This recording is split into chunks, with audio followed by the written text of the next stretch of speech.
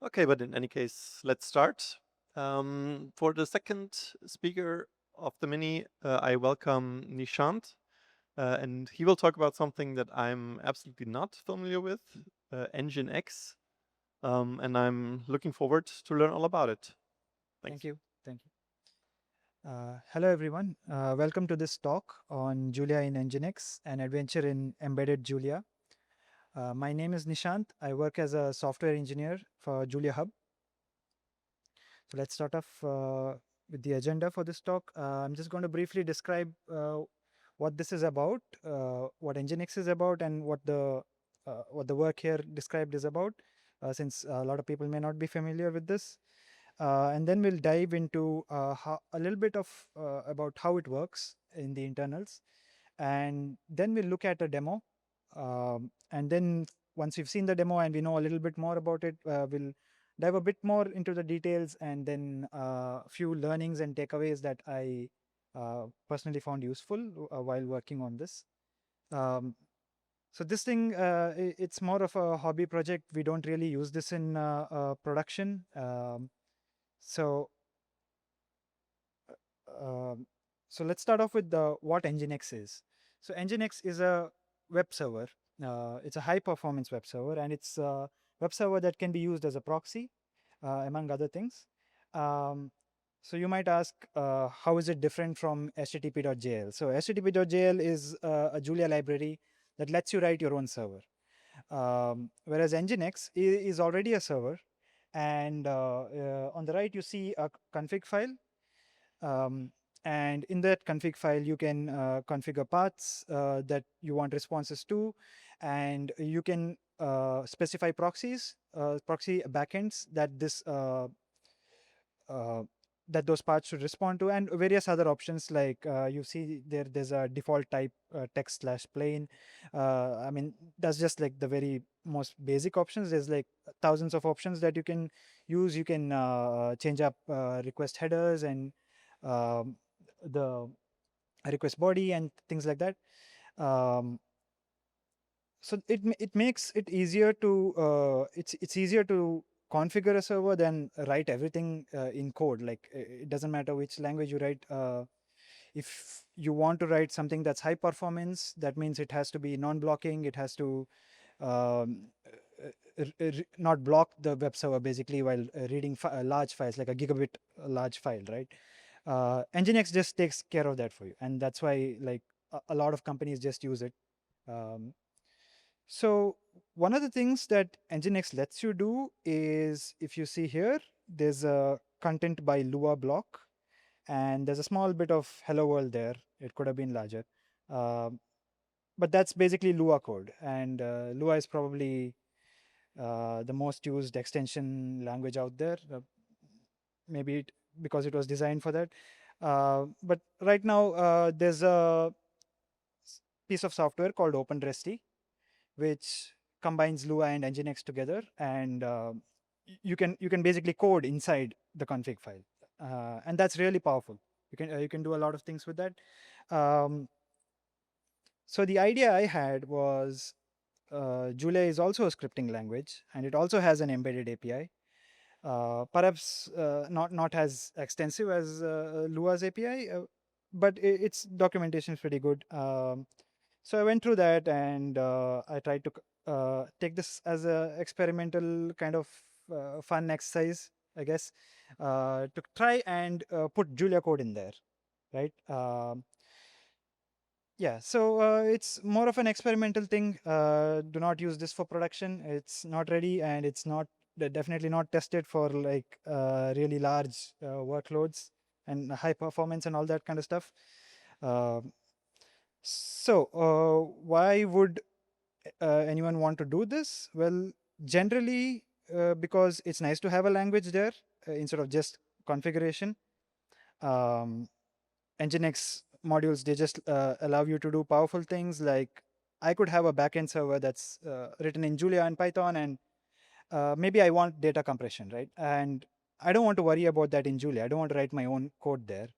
Um, I could use an Nginx module for that, and that could do it in a non-blocking way, which means the data is not. It could be a really large file, and the data hasn't even come in.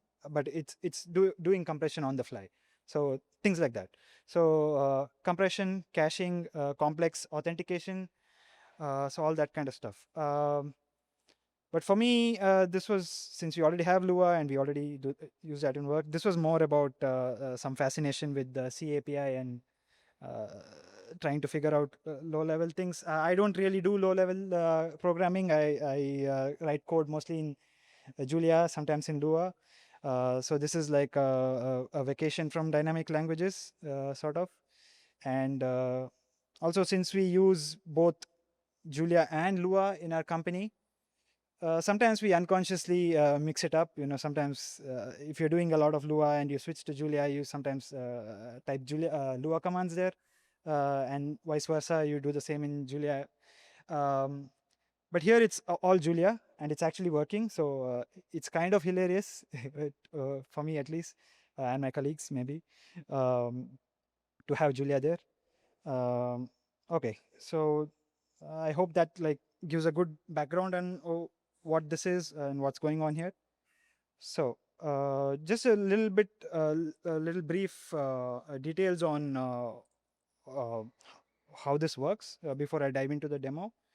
Uh, so I'm also new to this. I'm totally new to like anything embedded. So some of the things you need to know. Uh, the most basic thing is JL eval string. That's the API. You give it a string, it gives you the return value basically. So it's like calling a Julia function in C, right? So that's the most basic thing. And then you have to interpret that Julia data because it's Julia data type. C doesn't understand it. And if you want to send something from C to Julia, then Julia doesn't understand it. So there's a bit of interpreting there to do. And how do you share data? Because you need to share some data. You're not just running code. Um, so there's many ways to share data between processes. Although here it's not a different process, it's the same process. But you have to, I feel like global variables is the only way, like to bootstrap something, right? When you don't have, because if you're going to share data over a network, you need to still say like what IP you're on or what port number you're on. But so you need to pass something. So that's done through global variable. So the global variable is created in C for the Julia, and then Julia can, and then C writes data into that global variable, and Julia can look at it. And then the other thing you need to know is how to handle, or in my case, just printing exceptions, because you might have errors in your Julia code. You don't want it to just crash. It's not like your REPL. It's not going to show the error. So you need some way to read the error back, right, and print it out in your Nginx log. So that partially works. It's not perfect right now. And the most important thing I guess is like GC, because Julia is a GC language and C is not. So if you're sending some data uh, from C to Julia, and Julia doesn't know that the data is in C, the GC will free it. So you're going to lose that data, right? And the same thing happens the other way. So if there's data in Julia, and then C doesn't know about it, and Julia frees it, then C is pointing to some empty garbage location, right? So that's again going to cause like weird failures which you won't be able to debug. Okay. And then how do I actually implement sharing? So I'm just doing I'm just sharing strings basically. So there's just a buffer, and you know uh, C doesn't understand Julia dictionaries or any Julia data structure for that matter. So I've used JSON to just serialize the data and just pass it back and forth. So you serialize data in Julia, pass it to C, and C does the same when giving it back to Julia. And finally, C calls. So we talked about C calling Julia, but you also want the Julia to call C, right? And that's important in the Nginx case, because Nginx, in order to be high performance, is non-blocking, which means I can't really like if I have a HTTP request, I can't really ask for the request body and send it to Julia, right? Because that's a blocking thing.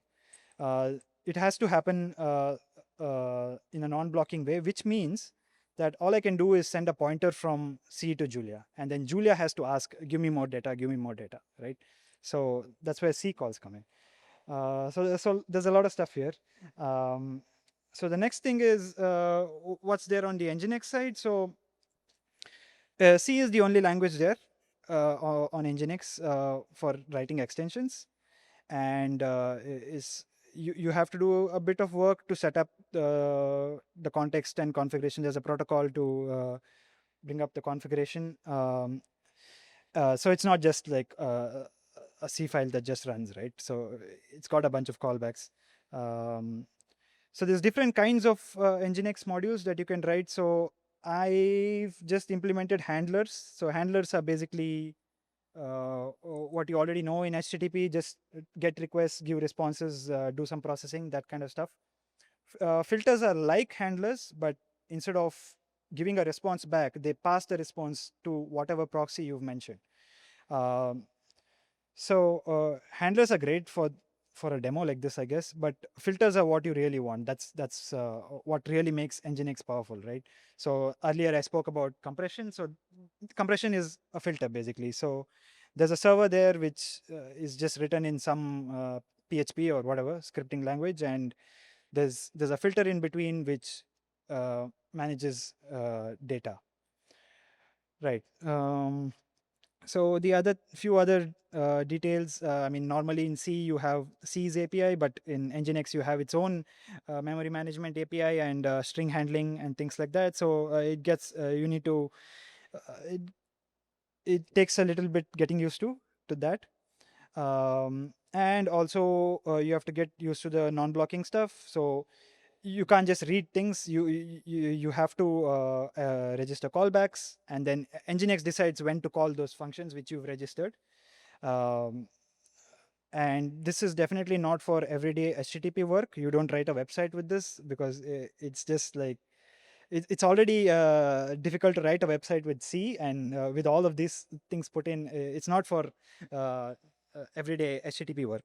So yeah, what are some Nginx extensions? So there's scripting language support, like I said, Lua, right? But there's also other things like to do caching, filtering, load balancing, which is all big in the cloud world, right? Okay, so now hopefully the demo still works. Right.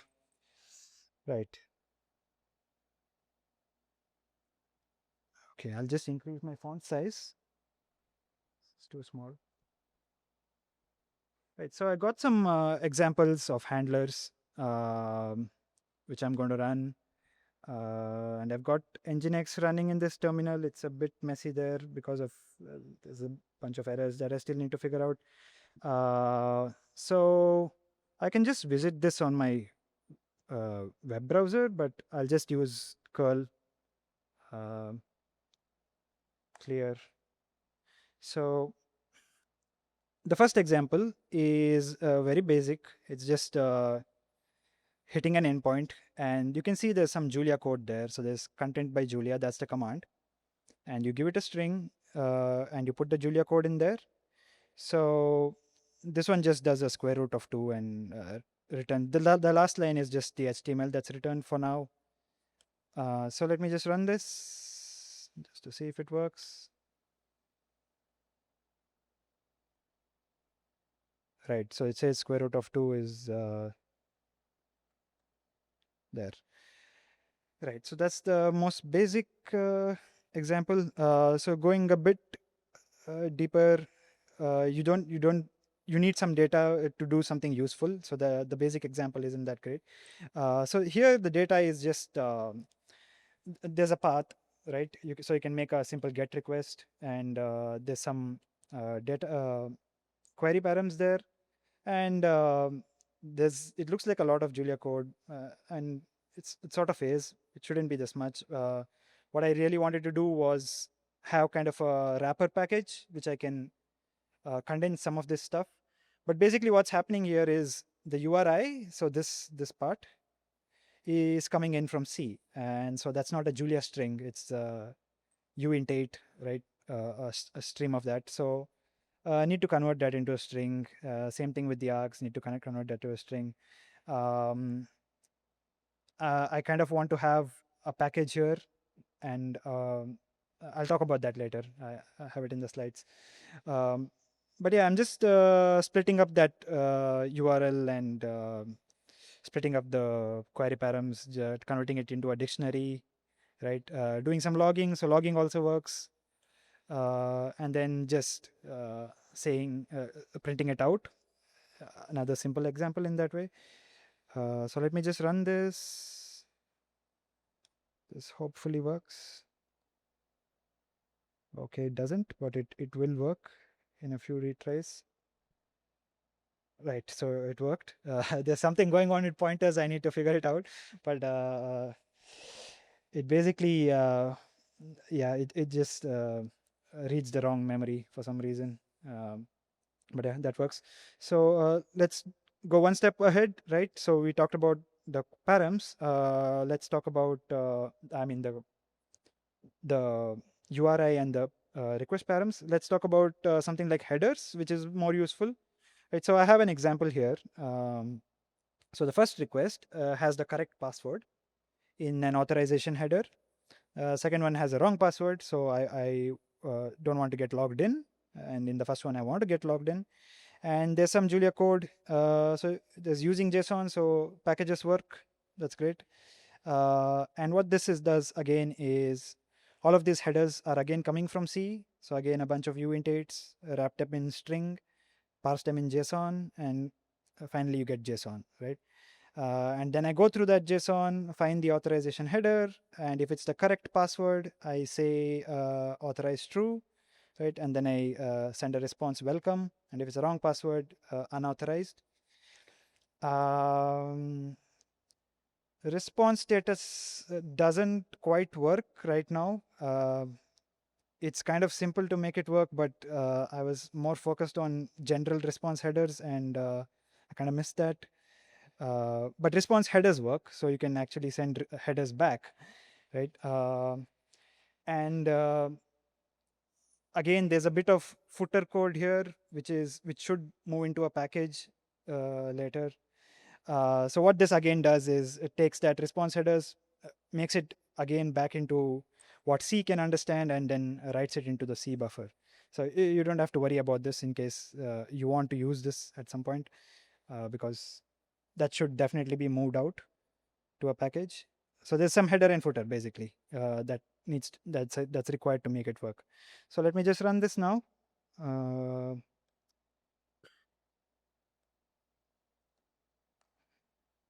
It says welcome, which is a right password, and then the wrong password should say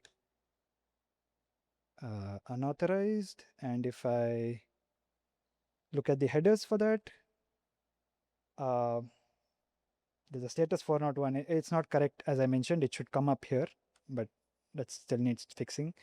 And if I have the right password, I have that set cookie which I added, right? So it can be used for authentication in that way, right? So those were the examples. I think I have one more. Yeah, so this is a simple example. It just takes the request body and converts it into uppercase in Julia. So once again, so I think I included this because there's an example of a C call here. So basically, we can't send data to Julia, the request body data. Julia has to ask for it because of all the non-blocking stuff. So what we instead do is send a function pointer to Julia and let Julia call that. So Julia basically does a C call on that, and that initiates the read. There's another C call which actually gets you the string, and then you use this kind of familiar function, unsafe string, which converts a C string into a Julia string, and then finally you have a string, and that's you frame a response with it, which is kind of nice. So here I have maybe I'll whoops. So I have my lowercase string there, and the response should make it into all uppercases. So that's cool, right? So those were all the handler examples I had. I'm still working on filter, but this is what filter would look like. So it's the same example as before, the uppercase example. But what you're doing here is you're intercepting the request and you're turning it into uppercase and sending it back to some other server, which can be a backend server, right? So for example, I had Julia somewhere here. Now I can't find it. So I have just like this very basic Julia server that just mirrors the response, right? So if I was to run this server and that just runs on, oops, what happened there? Oh, address already in use. Okay, I think I'm running it in another terminal, but I'll have some difficulty finding it. Anyway, we don't need it for the demo. So if you have a server running like that, this is a Nginx command. It's not a Julia command. You just say proxy pass to that, and this is what I need to implement. Basically, it does it's the exact same code as before, but the response now goes into the proxy, right? So that allows you to do certain really cool things when you can filter headers and the request body and send it back uh, to any arbitrary server. So yeah, that's on the to-do list. Right. So we have just 5 minutes left. I'll just quickly go back to the slides. We're done with the demo. Right. So a little bit more about internals now that we've seen it. So data sharing all happens through Julia global variables right now, which is fine, I feel. The headers or any data for that matter, which is of some structure, I'm just using libjson.c, which is a C JSON library to do this. The request body is a generic string. It could be even Unicode. I don't have Unicode support right now. Um, but yeah, as we've seen it, it comes from the Julia has to do a C call to get it, um, which is also I was just looking at the Lua code for the Nginx Lua extension as well, and it was the same there. Um, so yeah, this was a great learning experience, and just listed few of the things that I learned, and so it so this Nginx tool is something I've been using like throughout my career. So it's good to know how it works from the inside, because I've never really like I've always just programmed it in Lua and not really seen what happens inside. So looking at the C code and actually having some problem to work on was, I guess, the main thing, which motivates you to look deeper and learn new things. And also working in a different language, because this is like it's C and it's static and it's a totally different environment. In Julia, you just have this luxury of having dictionaries, and like if you want to read a request body, all you do is read, right? Read string and in brackets whatever's the resp.body or whatever. But it's way hard in Julia and in sorry, in C, right? But yeah, but it's challenging and it's educational. Uh, Also, you learn a bit about Julia's internals and how important GC is, and how we kind of get used to GC, but it's easy to mess it up when you do things like this. And also about Julia types when you're interpreting types. Right. So there's a bunch of to do things.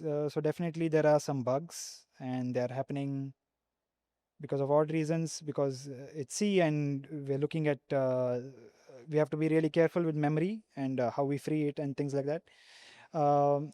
But that should be doable. It's not. Um, then there's of course the filter command, which I talked about, which is like the main thing, which once implemented will be quite nice. There's also a few optimizations we can do, because I'm doing a jail init for every request. maybe you just have to do that once, and then it takes a little bit of bookkeeping to do that. But once that's done, maybe it is going to be a lot faster. Um, and also there's something called Nginx variables. So if I go back here, uh, you can set a variable in Nginx, right? So it's not in Julia, it's in Nginx. So variable in Nginx, but then you can set a value to it in Julia. It doesn't work right now, but you can do it in Lua. So you could also do it in Julia. And that's nice, because then you can select a proxy through Julia. So Julia can have some code and some logic which decides what proxy the request should go to. So you can make some kind of intelligent load balancer kind of thing. Um, yeah. So the other thing was to have a nice Julia wrapper package, and then since we get everything as the Julia code as a string, just inject using that package, or whatever that package will be called in future. And that just manages getting all the URI and the arguments and the headers and all of that stuff. So you don't have to worry about C calls and interpreting things in your Julia code. Right. So if you want to have a look at the code, it's I've opened it up. It's here. This is the QR code if you want to scan it. Otherwise, thank you for attending.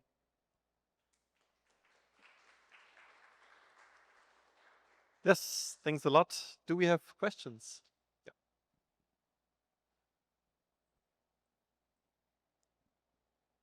Is this running a single Julia process per Nginx worker, or is the Julia worker process somehow shared across the Nginx workers? How is that managed, by the way? It's not a Julia process at all. No, it's you call it through JL init. So it just links to the Julia library. Right. Do we have more questions? Yes.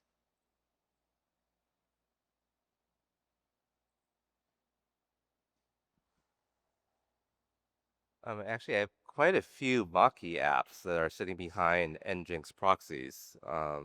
This is making me think about what I might do there. Have you ever thought of like integrating like Bonito with this? Sorry. There's a package called Bonito.jl, which is basically the JavaScript server that is used to serve WGL Maki.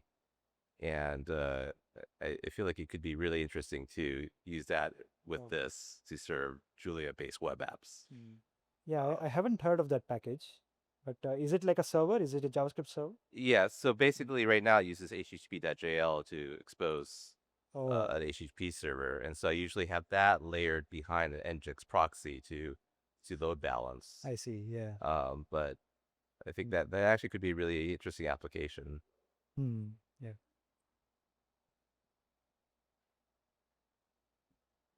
Do we have more questions? Yeah, then let's thank the speaker again.